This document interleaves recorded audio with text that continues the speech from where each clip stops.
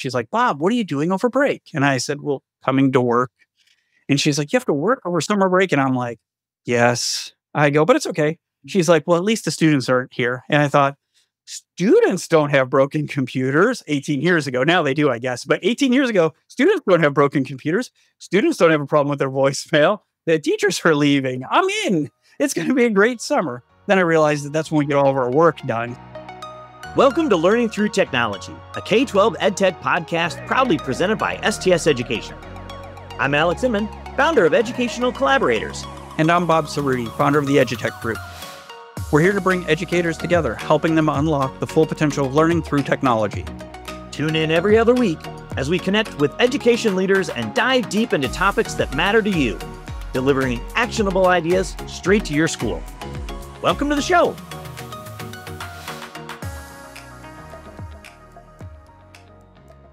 All right, Alex, here we go. We're going to find out if Bob has a good idea or Sophia wasn't supervising him appropriately when he came up with this idea.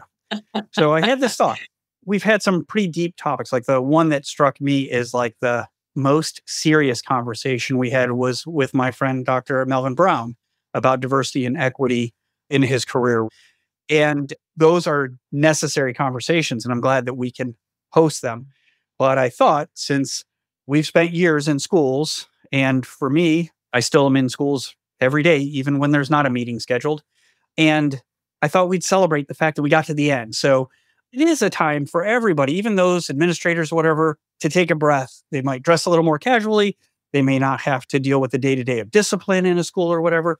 So I thought we'd talk about some of the good things that have happened over our careers, which yours is longer than mine because you're older than me. I know that's not really true. So not true. I know. Anyway, so I thought we would do that. And you weren't around when we were making this decision. So what do you think, Alex? Is that worth doing? That sounds good. Let's just tell our goofy stories. Happy summer, everyone. Indeed. Okay, so Alex, I told my little story to get us started. What do you got for us that can top me being happy that there weren't students or teachers there for a summer? Well, there's no topping that because every tech director feels that. And it's both this feeling of relief, the daunting feeling of what's about to come with all the work that you have to do during the summer. And that sort of like, or at least for me, that hunger to get started. Because the reality is you spend pretty much from January, February through the end of the school year, staging, preparing, purchasing, lining up, all the stuff that you got to do to get into the summer. And then it's like, I was a runner in high school, right? And so to me, the last day of school felt like on your mark, get set, and you're at the line. And then as soon as the kids go, they leave for the year, teachers leave for the summer. I mean, a lot of them still do work in the summer, but at least they're not in school every day. There's this joy. For me, it's like the joy of starting the race. And then boom, I get to start on my projects. And I literally redesigned our library space in all of the places that I worked the very first day of summer so that we could get started on all of our stuff. And I loved it. I mean, I loved jumping into all of the summer projects. I got a funny story about some of that, though. Can I go ahead and share this now? Sure. I think it's funny. We'll be the judge of that.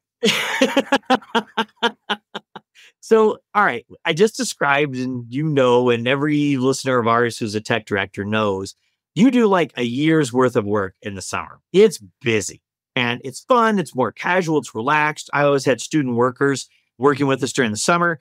They got paid. It was great. So they get some extra work. They get paid. And I got to spend a little time with students who were all working on projects. We're all in shorts or jeans and working. But make no mistake about it. It's hard and it's a lot of work and it's a lot of stuff that needs to get done. And the closer you get to the end of the summer, a little more stressful it becomes. And so it was like beginning of August. So teachers coming back soon. I'm sure I was stressed out and that kind of stuff.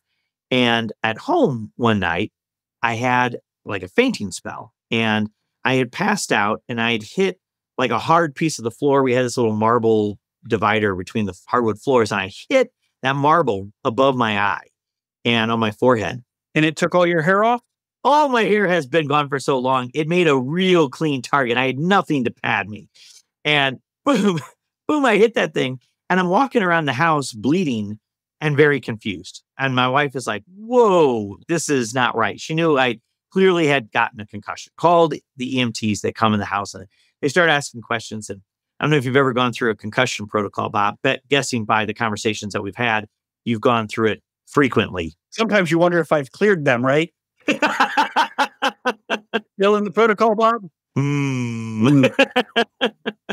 So they start asking, like, what's your wife's name? What are your kids' name? And I was doing okay with that.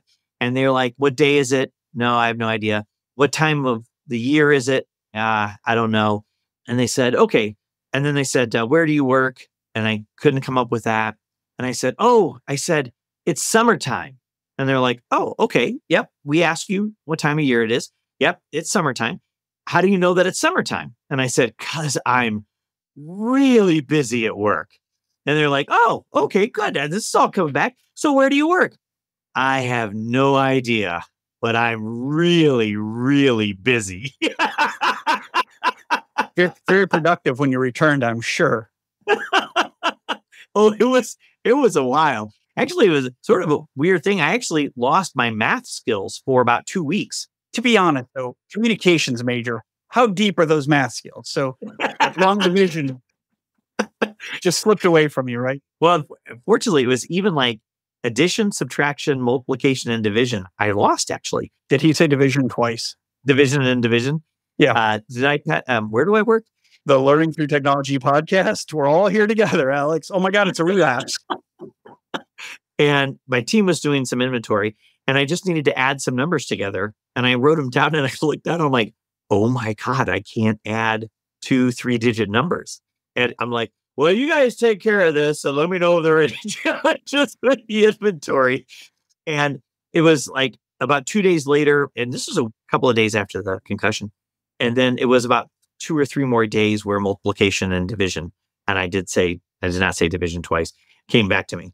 And so it was a wild thing. But my boss very quickly I was telling him that story, and he was like, okay, so in a concussion where you can't even remember the name of the place that you work, you're so emotionally tied to the stress of your summer job that you can remember the time of year only because how stressful it is at work. Yes, boss. Did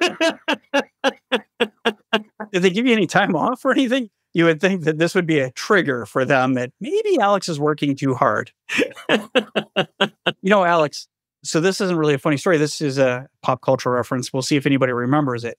Your description of what school is like through January, February, you're getting your budget in order.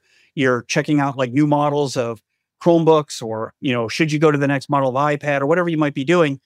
And it reminded me, we'll see if you remember this. There was a commercial with Emmitt Smith in it years ago, the great running back for the Dallas Cowboys. And it showed him training. And he's like running up and down steps and he's sweating, he's lifting weights. And he's talking, Emmett, my mom says I need to take more time off. Emmett, you work too hard. Emmett, there's an off season. And he's just going at it.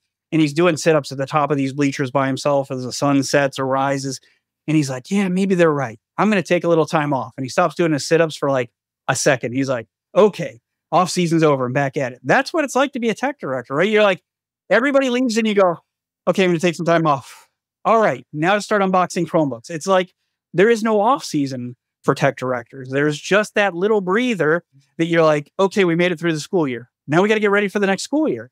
And it's not just tech directors. That's a position you and I had, but it's administrators, whether it's a building or district or a head of school or whatever. And even really teachers are preparing for the new school year. They might be teaching a new class or they might be teaching subject matter or somebody might have dictated to them that they have to teach a new way. So it's everybody. So I guess that's what we're celebrating here is that little breath that we're all going to take before we dive into preparation for next summer or for next school year. All right. But I got a question for you. Like, is it a math question? Do you need me to add 3-digit numbers for you? 41. Carry the one. No, 42. 42 is the answer. Right, exactly. 42 is the answer. 42 is the answer to everything. So, all right, as much as I enjoy the sort of liberation of student and teacher challenges so that we can really just get our hands dirty and get into the big projects during the summer, I miss them. I really miss them. And when they come back, it's great. And especially with student devices, when kids come back or teachers come back, there's always some good stories associated with that. What's your best story about teacher or students kind of coming back and bringing perhaps a device that looks a little different or a procedure that wasn't quite thought through. So you made me think of something that didn't have to do with devices, and somebody I left out in this whole conversation. So I want to bring it up because it's a bit of a story about that. So I apologize. You set me up for something. I'll let you talk about devices. But let's not forget, like in the summer, and we know this because still we're in the buildings working, preparing classrooms, deploying new technology or whatever. But our maintenance and facilities people, this is their chance to like get floors waxed and get carpets cleaned. And they're with us all summer long. In the first school that I worked in, as soon as school was out, they'd empty out the classrooms, all old terrazzo floors, and they'd wax them, and they were beautiful. And the maintenance director took great pride in it. But we couldn't do anything in there. And I came from private industry 20 years ago. I didn't know this was going to be all summer. So like every day I'd walk down there and be like, oh, they're still out of the classroom. Not realizing this was going to happen until August. So I'd go down to them and I'm like, this is getting to be early August and school's going to start like August 20th or something. I'm like, hey, Dan, when do you think you're going to put these classrooms back together so I can put all the computers back in? And he's like, well, we're hoping to have it done by August 15th. I'm like, hoping? The students are here August 20th. There's no hope. Like they're coming to like finals when you were in college, right? Right. You can hope you're going to be ready, but the final is coming. And I'm like, they're coming. You need to be done with this stuff. But then I learned like they got a job to do. They prepared for summer and whatever, whether it's roofs or fixing floors or new paint or whatever to make those buildings. And you know, some of these buildings are pretty old because our schools don't get new buildings perhaps as regularly as they should. So they're the unsung heroes to keep those places safe for us and the students. So that's my little bit of story just about somebody else who has the pressure on them in the summer too. Are you dealing with too many broken Chromebooks at your school? It can be tough to keep up. That's where the STS Education and FedEx Fixed Cost Chromebook Repair Program comes in. For $99, we take care of everything, shipping, parts, and labor. This means fewer headaches for you and more consistent learning for your students. To learn more, check out stsed.com/break-fix. It really is about the only group that has that kind of pressure in the summer. The registrars and all those folks, their busy times are at the end of the semesters and they're insane and they prep and like everybody's got the same kind of story in terms of like their tough season. But boy, I think it's only the tech and the facilities that have quite that same kind of experience during the summer. The summer is when we do our laptop repairs. So we do this big rotation of devices. And I think one of my favorites that happened kind of after the summer or right around the summertime, either at the beginning or the end, was a female student showed up with her laptop and it had this like ditch, little rounded ditch sort of cut or burned into the top of the computer. And it was this divot and it kind of got shallow and then it got deeper and deeper and deeper. And I'm like, what happened to this? She goes, I have no idea. Like, I didn't even notice that. I'm surprised that that's even, it's like 6 inches long and it's a big ditch in the top of the laptop and it's like burned in. I'm like, what is that? And she goes, I have no idea. And we're all guessing, right? Trying to figure out what this is. I'm like, well, this does constitute as damage. We're going to have to file a claim on this. It's going to have to be warranty or accidental damage. If you can tell us what happened, we may be able to cover it outside of accidental damage. No. Okay. So she leaves and the 3 guys in the department were trying to figure out what the heck is going on, right? And another student comes in and she sees the thing and she goes, oh no. I said, what? She goes, somebody put a curling iron on top of that, huh? And I was like, oh my God, that's exactly right. And it's totally what it is. And I'm like, wait, did you do that to your computer too? No. Well, close, but that is definitely curling iron. Saw the student later on and asked her. She confirmed indeed it was a curling iron. Oh, you know what? I might have put my curling iron on top of my laptop while it was hot. Maybe. No, well, I don't know if the laptop was hot or not. Right. No, we meant the Chromebook. Okay, so what's funny is you told me you had a curling iron story, and I didn't put that together until you said it. So maybe I am still suffering from my concussion protocol. Anyway, so here's one that has to do with about 750 Chromebooks. So the first school district I worked in had 6 elementary schools, all a little different, but they all had brand new wings built on them. They had a science lab, a media center, and a computer lab. And we had rolled out 1-to-1 Chromebooks, and I can't recall the year, maybe 2014 or 15, maybe. right before school ended. So we could get them all out and kind of trial it. So April and May, they had them, and we collected them all in the media center so that we could go through them, check for curling iron marks and whatever else might come about. And which I got to say, I've never had a curling iron. I've had all kinds of other stuff, but not curling iron. And in those days, it was just me, the tech director, and Ashley Medwick, who's our programs manager to this day. She was leading our summer interns, so came around to work. And I get a panicked call from one of the summer interns. Bob, I came into work and all the Chromebooks are gone. And I'm like, what do you mean they're all gone? He's like, we were working on them. We had stacks over here that were done, stacks over here that needed repaired, stacks over here that had to be gone through still. And I'm like, how many are we talking about? He's like, all of them. Like, that's like 700 Chromebooks. You left yesterday at 4:30. It's 7:30. Like, we're hard pressed to get anybody to move a Chromebook, let alone all of them. And I'm like, oh my God. So I get over there. We check the doors. We had these old crude cameras in the day. We're like looking for maintenance to look at the cameras to see who came in or whatever. Turns out he's in the wrong building. He was working in a different elementary school the day before. That elementary school, they had already finished those Chromebooks. But the library is exactly the same. It's exactly the same layout, carpeting, everything. He was in the wrong. And we had at the time, we had one librarian per 2 elementary schools. So it was the same librarian. So she even had it decorated the same. I'm not kidding. I was over there for an hour. I'm like, oh my God, it was a huge investment, 750 Chromebooks. Kind of like, all gone. I'm like, so we're talking and he said something about this elementary. And I'm like, we're not in that elementary. Now he had been, working for like 2 weeks, maybe a week or something. It's just a summer intern. He came in. You're in the wrong elementary building. We go over to the other elementary. They're all right where he left them. That is really funny. Yeah, we had 750 Chromebooks stolen, but not stolen. I mean, I was like, what am I going to do? This intern leave the door unlocked and they clean us out. Yeah, exactly. That'd be a serious hit job. About halfway through the summer, we started to check in everything. And I guess we had checked them in, but we were starting to check out and we were like, we're missing like quite a few computers.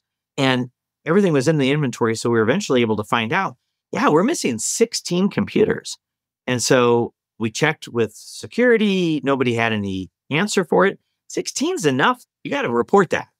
I mean, it's not 750, but sure. Well, exactly. But it's big enough that you're not going to self-insure. 16 is the real deal. Got to figure it out. Yeah, right. And so we contacted the police and filed a report. So we don't have any leads for you or anything like that.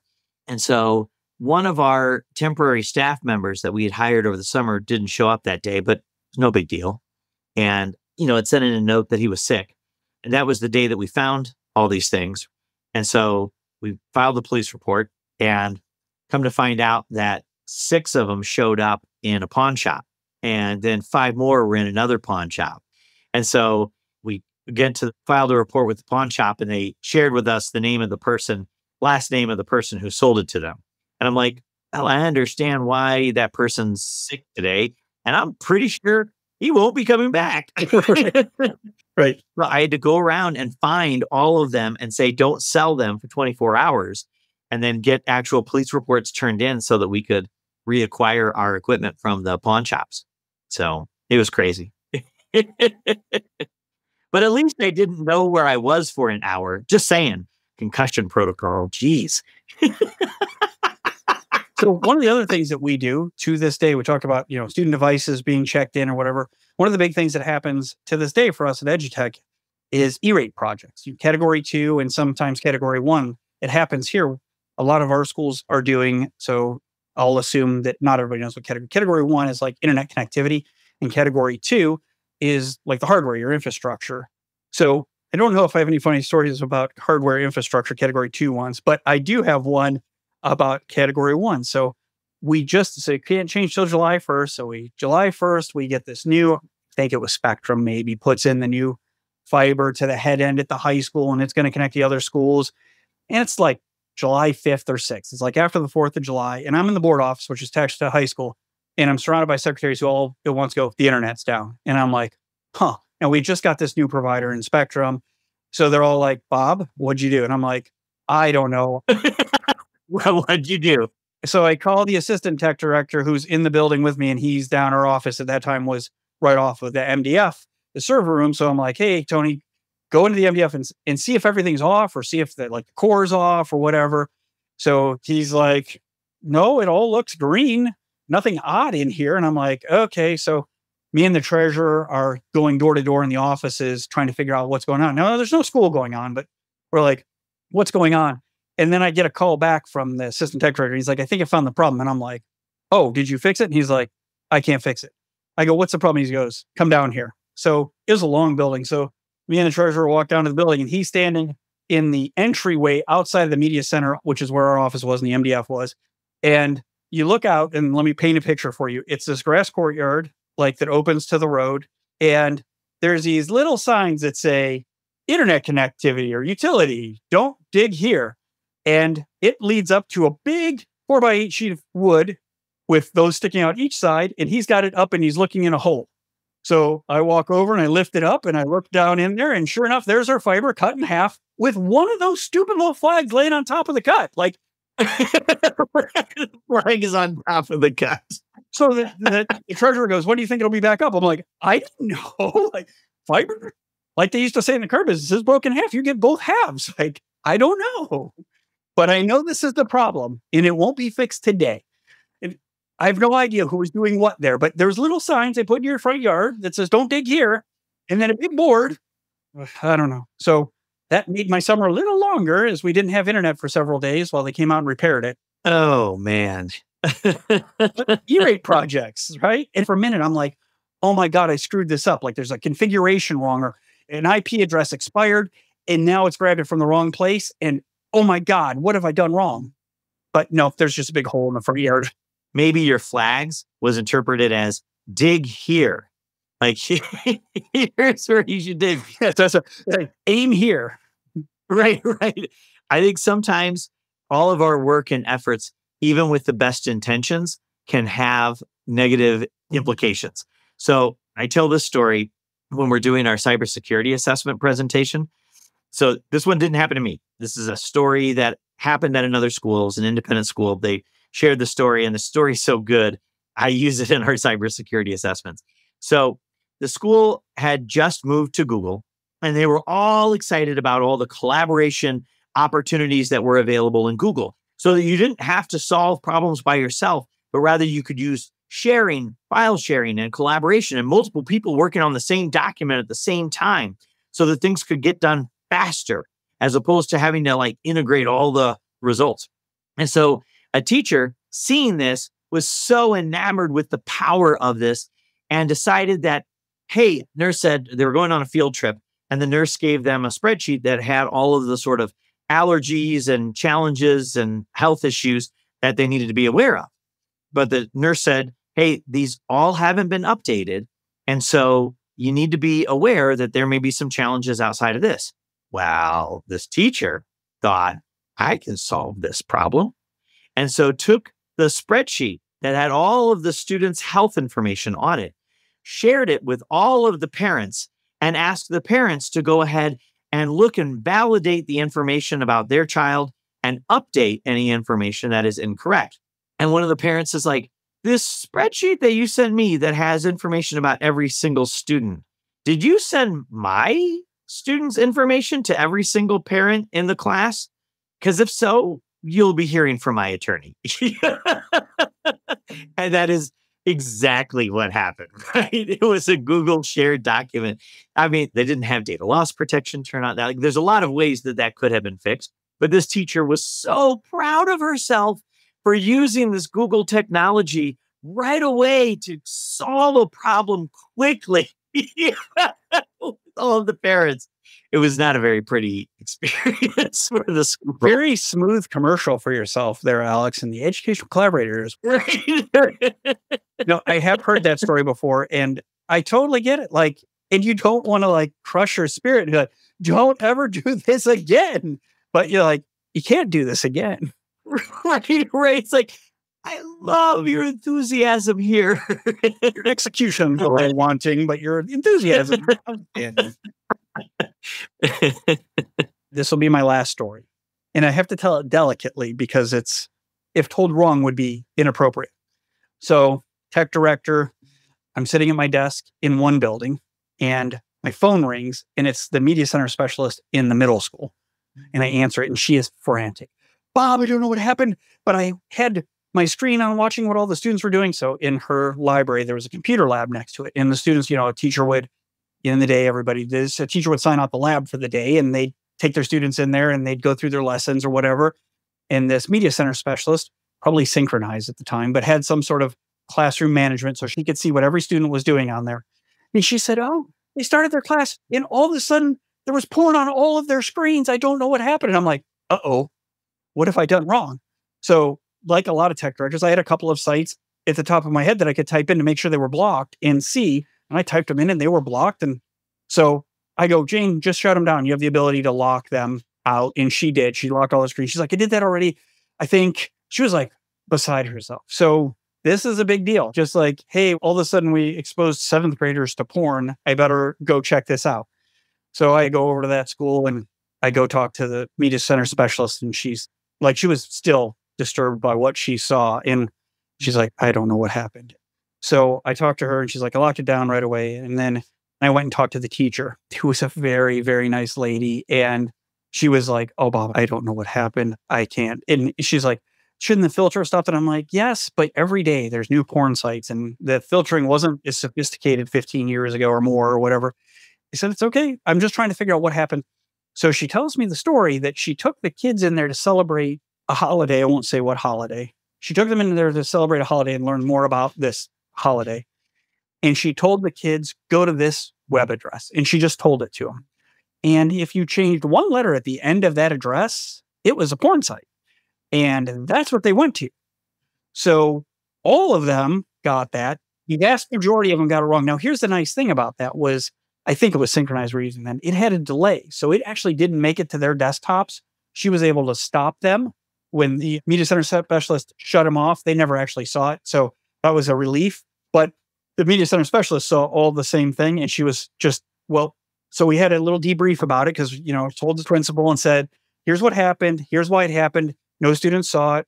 So what we learned from this, and I did not say this in the meeting, but the truth is we learned to enunciate and we write it on the board where we want them to go. We don't just tell them go to this URL because, back in the day, whitehouse.com was the famous porn site. And you really wanted students to go to whitehouse.gov if you wanted to learn about the president and what goes on there. This was not the site, but similar idea. And they were just so shocked by that. And thank goodness we had a double filter. And then I think it was synchronized. Could have been something else. It had paused it so they couldn't get to there. Whew. But yeah, it upset them pretty well, I'd say.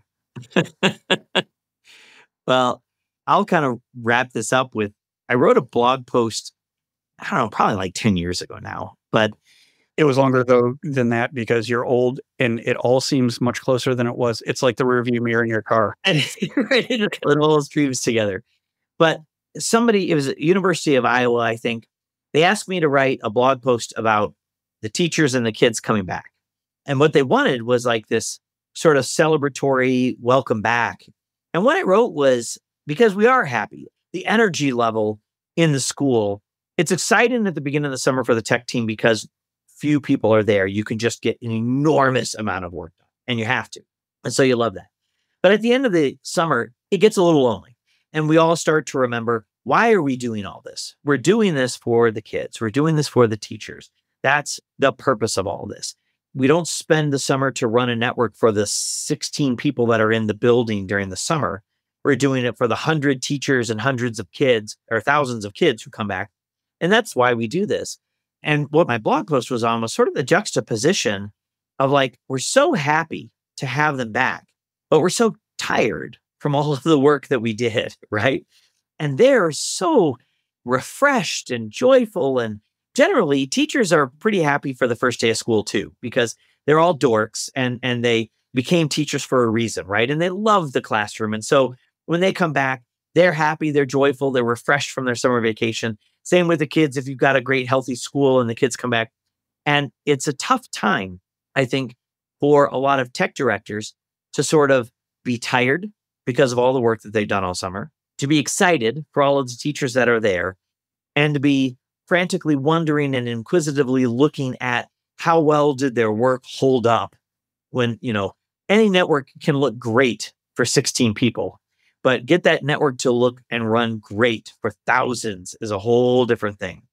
And it's just, there's a complexity to the emotions of, I think, a tech staff at the end of the summer.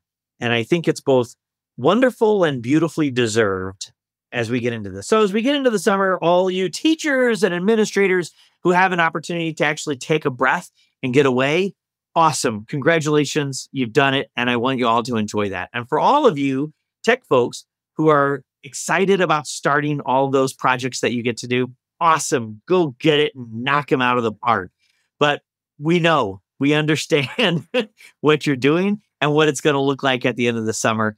And as complex as it is, I think we're all very happy for you because it's a pretty cool time of year. Who knew that Alex was going to give the win one for the Gipper speech for our tech director audience? I'm behind it, Alex. I applaud you with my little golf clap. Go get him, Alex. We're going to get back to work now, I guess. Exactly. We'll get back to work. You guys get all back to work. Have a great summer. But these episodes don't stop. We're going to keep running them every couple of weeks all throughout the summer and throughout the year. Learning Through Technology, a K-12 EdTech podcast, is brought to you by STS Education, a Pacific OneSource company. To learn more about how educators can leverage technology to drive successful educational outcomes, check us out at www.stsed.com. Connect with us by searching for Learning Through Technology in Apple Podcasts, Spotify, Google, or anywhere else podcasts are found. And click subscribe so you don't miss an episode. On behalf of the team at STS Education, thanks for joining us.